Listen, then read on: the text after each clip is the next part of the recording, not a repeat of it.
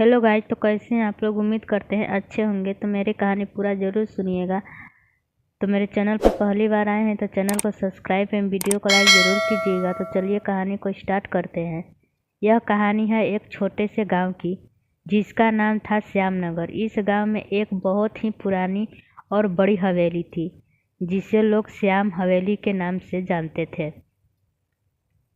हवेली की खूबसूरती के पीछे एक भयानक रहस्य था। लोग कहते थे कि वहाँ एक आत्मा का वास था।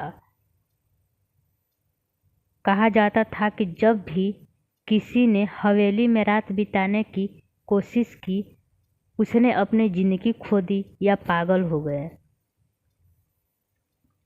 गांव वालों का मानना था कि श्याम हवेली में एक पुरानी रानी की आत्मा भटकती है, जिसने उस जगह पर किसी अनजान कारण से अपनी जान दे दी थी।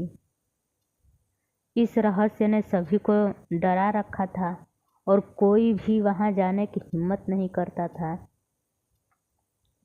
एक दिन गांव में एक नव युवक, जिसका नाम रवि था, आया। रवि ने पुरानी कहानियां और अफवाहों को कभी गंभीरता से नहीं लिया। जब उसने श्याम हवेली के बारे में सुना तो उसने सोचा कि यह सब झूठ है, और उसने निर्णय लिया कि वह उस हवेली में एक रात बिताकर गांव वालों को साबित करेगा कि यह सब सिर्फ कहानियां हैं। गांव के बुजुर्गों ने उसे समझाने की कोशिश की, लेकिन रवि ने उनकी बातों को नज़रअंदाज कर दिया। एक शाम रवि अपने कुछ जरूरी सामान लेकर हवेली के लिए निकल पड़ा। हवेली बहुत ही पुरानी और खंडहर जैसी दिख रही थी, जहां जाकर किसी की भी रूह कांप उठे। रात का समय हो गया और हवेली में गहरी चुप्पी छा गई। रवि ने एक कमरे में अपना बिस्तर लगाया और अपनी टार्च जलाकर चारों ओर देखने लगा। हवेली के अंदर कीमती चित्र, टूटे फूटे फर्नीचर और धूल भरी किताबें थी। रवि ने चारपाई पर लेटकर एक किताब उठाई और पढ़ने लगा, लेकिन अचानक एक ठंडी हवा का झोंका आया और दरवाज़ा खुद ब खुद बंद हो गया। रवि सहम गया, लेकिन उसने खुद को संभाला और किताब पढ़ने लगा। तभी उसे लगा कि कोई उसके पीछे खड़ा है, लेकिन जब उसने मुड़कर देखा तो वहाँ कोई नहीं था। उसकी दिल की धड़कन तेज हो गई। उसने सोचा शायद उसे भ्रम हो रहा है, लेकिन तभी एक तेज चीख की आवाज़ ने उसकी नींद को उड़ा दिया। रवि का चेहरा पसीने से भीग गया। उसने देखा कि कमरे का दरवाज़ा खुल चुका था और अंधेरे में से कोई सफ़ेद लिबास पहने हुए एक महिला की परछाई दिख रही थी। वह परछाई धीरे धीरे पास आ रही थी। रवि डर के मारे उठकर भागने लगा, लेकिन जैसे ही उसने दरवाजे से बाहर निकलने की कोशिश की, दरवाज़ा बंद हो गया।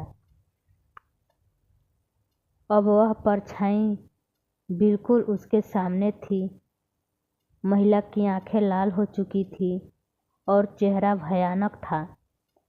उसने रवि से कहा, तुमने मेरी शांति भंग की है, इस जगह से चले जाओ। रवि ने हिम्मत जुटाई और कहा, मैं यह जानना चाहता हूँ कि तुम्हारी आत्मा को शांति क्यों नहीं मिल रही। महिला की आत्मा ने आह भरी और बोली, यह मेरी कहानी है। मैं रानी श्यामा हूँ। मेरे पति ने मुझे यहाँ बंद कर दिया था और मैं भूख और प्यास से मर गई थी। मेरी आत्मा को शांति नहीं मिली क्योंकि मेरा अंतिम संस्कार नहीं किया गया। रवि ने वादा किया कि वह उसकी आत्मा को शांति दिलाने के लिए उसका अंतिम संस्कार पूरे विधि विधान से करेगा। महिला की आत्मा ने उसकी बात मानी और गायब हो गई। अगली सुबह रवि ने गांव वालों को सब कुछ बताया और सभी ने मिलकर रानी श्यामा का अंतिम संस्कार किया। उस रात के बाद कोई भी भूतिया घटना नहीं घटी और हवेली अब एक शांतिपूर्ण जगह बन गई। रवि की बहादुरी से गांव वालों ने उसे सम्मानित किया और श्याम हवेली अब गांव का एक महत्वपूर्ण हिस्सा बन गई, जहां लोग बिना डर के जाया करते थे। इस प्रकार रवि ने अपनी हिम्मत और समझदारी से न केवल अपने डर को हराया, बल्कि एक निर्दोष आत्मा को भी शांति दिलाई। यह कहानी हमें सिखाती है कि हमें सबसे बड़ी चुनौतियों का सामना बहादुरी और बुद्धिमानी से करना चाहिए।